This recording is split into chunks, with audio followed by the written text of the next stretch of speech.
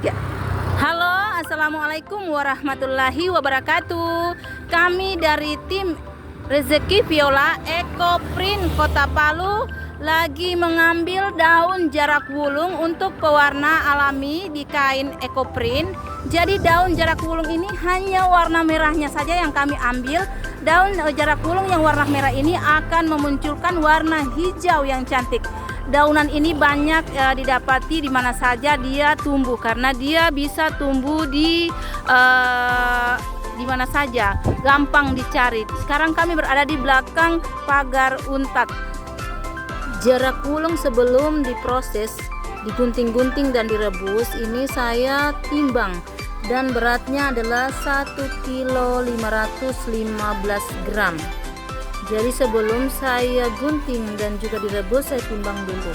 Nah, ini timbangannya 1 kilo 515 gram. Inilah penampakan daun jarak wulung yang seberat 1 kilo 515 gram sebelum digunting-gunting. Jadi kita akan gunting-gunting dan direbus. Daun jarak wulung siap direbus dengan 6 liter air. 1, 2, 3, 4, 5, 1 lagi. Oke, jadi ini kita akan rebus sampai menyusut 3 liter. Sambil kita sesekali aduk-aduk pada saat dia sudah mendidih. Ini sudah menyusut banyak, jadi kita matikan saja kompornya.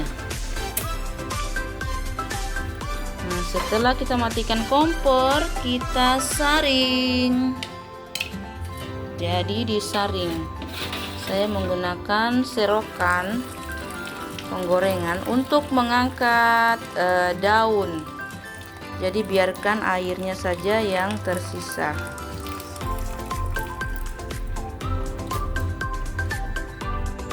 Hasil dari rebusan daun jarak wulung atau katilalo balanda. Jadi kelihatan kayak hitam, tapi tidak, dia ini hijau. Jadinya hijau.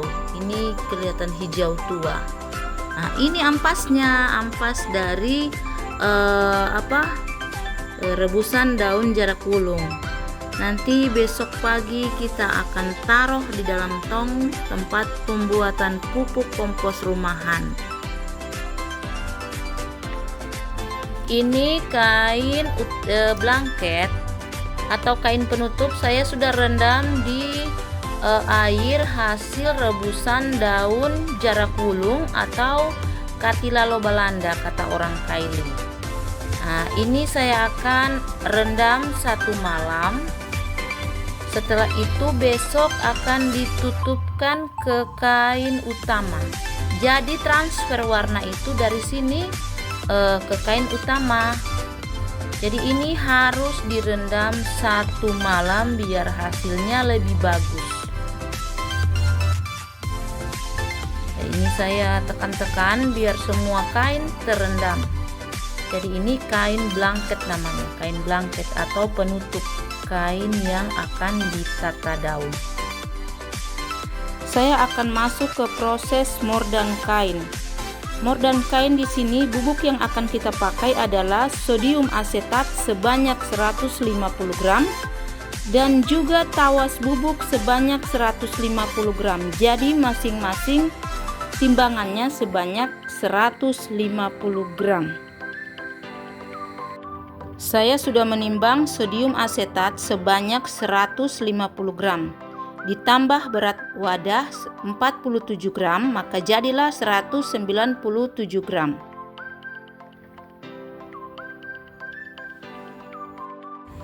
Dan ini adalah tawas bubuk sebanyak 150 gram. Sama ditambahkan wadah 47 gram, maka jadilah 197 gram. Selanjutnya saya akan mengukur air sebanyak 3 liter menggunakan ukuran wadah ini. Jadi sebanyak 3 liter kita masak sampai mendidih. 2, 3. Ini adalah kain yang akan saya mordan. Lebar 115, panjang 2 meter. Jadi ini adalah kain yang akan saya mordan. Setelah air yang 3 liter kita rebus dan sudah mendidih, maka kita matikan kompornya. Setelah itu kita masukkan campuran sodium asetat dan juga tawas bubuknya ke dalam air 3 liter ini. Ini masih ada sisa sedikit. Terus kita aduk-aduk sampai larut dan tercampur rata.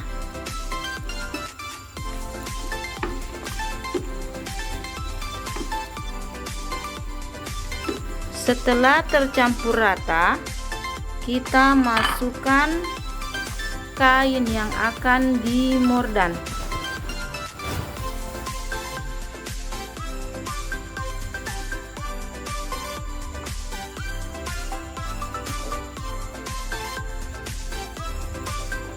Jadi ditekan-tekan sampai terendam di dalam air yang 3 liter ini.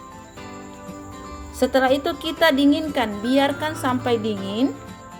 Ini besok pagi baru saya jemur. Jadi habis dimordan itu dia langsung dijemur, tapi dinginkan dulu. Jadi karena ini sudah malam, maka saya akan rendam semalaman. Setelah kita rendam kain yang dimordan 1 malam, kita akan menjemur kain ini. Fungsi kain ini kenapa dimordan? Supaya bisa membuka serat kain untuk menerima pewarna alam. Jemur kain sesudah dimordan, tunggu sampai kering. Setelah itu kita masuk ke tahap perendaman di air kapur. Timbang kapur 50 gram untuk perendaman kain sesudah dimordan. Tambah wadah 14 gram jadi 64 gram.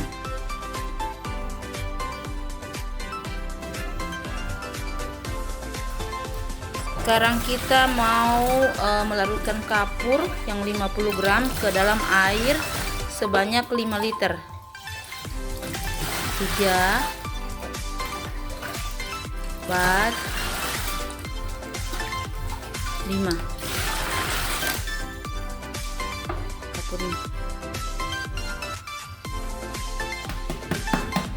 Diaduk rata.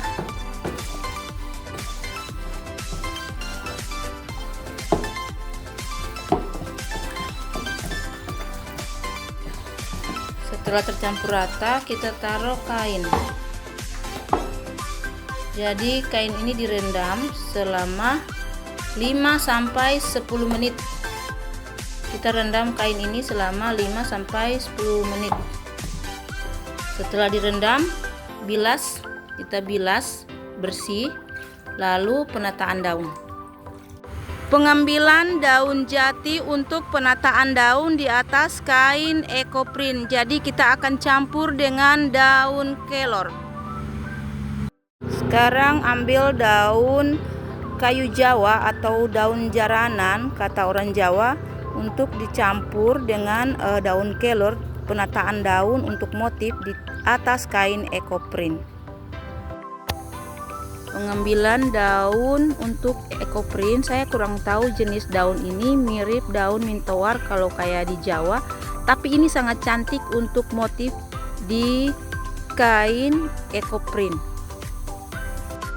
Ambil daun tabebuya untuk motif kain ekoprint. Warna ini, daun ini akan memunculkan warna orange cantik. Ambil daun kelor untuk penataan daun kain ekoprint. jadi dia harus dipotong seperti ini karena tidak bisa dipotong satu-satu karena cepat rontok. Kelor yang diambil beserta dengan batangnya biar tidak gampang rontok. Pemilahan daun kelor yang 5 lembar dan 9 lembar. Jadi disendirikan yang 5 lembar dan 9 lembar untuk penataan motif daun di atas kain ekoprint. Mulai menata daun di kain daun kelor yang dipadukan dengan daun ekoprint.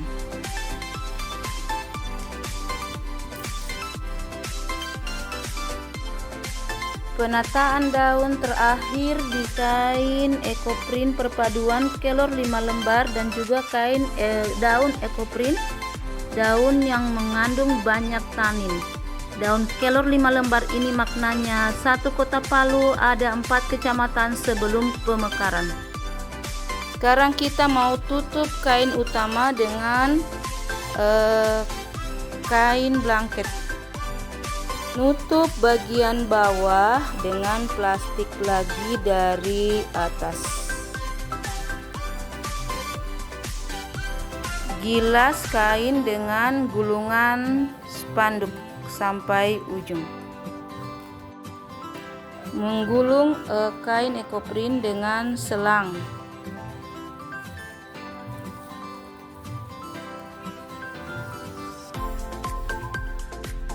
Siap dikukus selama 2 jam. Waktunya untuk mengangkat ekoprint yang dikukus selama 2 jam. Kita matikan kompor. Lalu wow, inilah hasilnya ekoprint setelah dikukus selama 2 jam. Dinginkan dan kita buka. Pembukaan kain blanket untuk pewarna di ekoprint dan memakai jarak wulung.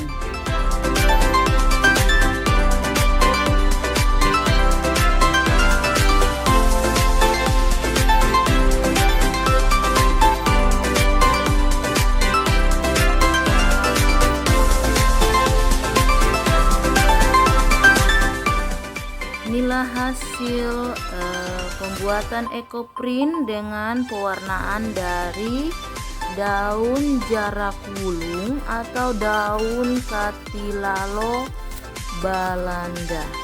Nah, ini hasilnya.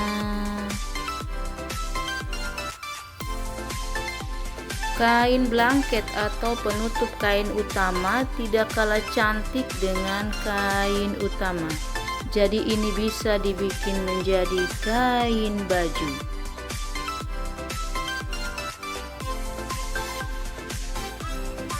Diangin-anginkan 3 hari sampai 1 minggu, tidak boleh langsung kena sinar matahari. Ini adalah buah-buah yang sudah busuk yang dibuang oleh penjual buah. Ini saya di dekat Undata, dekat dari kantor polisi di Tondo. Jadi buah-buah ini yang akan saya campurkan ke sisa makanan dan daun-daun juga tanah di tong komposter untuk pembuatan pupuk. Bahan untuk pembuatan pupuk: daun kering yang sudah digunting-gunting. Ini buah dari penjual buah yang sudah dibuang. Dan ini daun dari bekas rebusan daun jarak wulung untuk pewarna alam ekoprint. Sisa rebusan dari daun jarak wulung untuk pewarnaan alami kita tuang ke dalam tong komposter untuk pembuatan pupuk cair dan pupuk kompos rumahan di dalam tong komposter. Di dalam sudah ada buah busuk dari penjual buah yang saya ambil tadi pagi. Ini contoh pupuk cair yang saya buat di rumah dari tong komposter, dan pupuk komposnya saya taruh ke dalam pot-pot bunga dan juga tanaman rica di halaman rumah.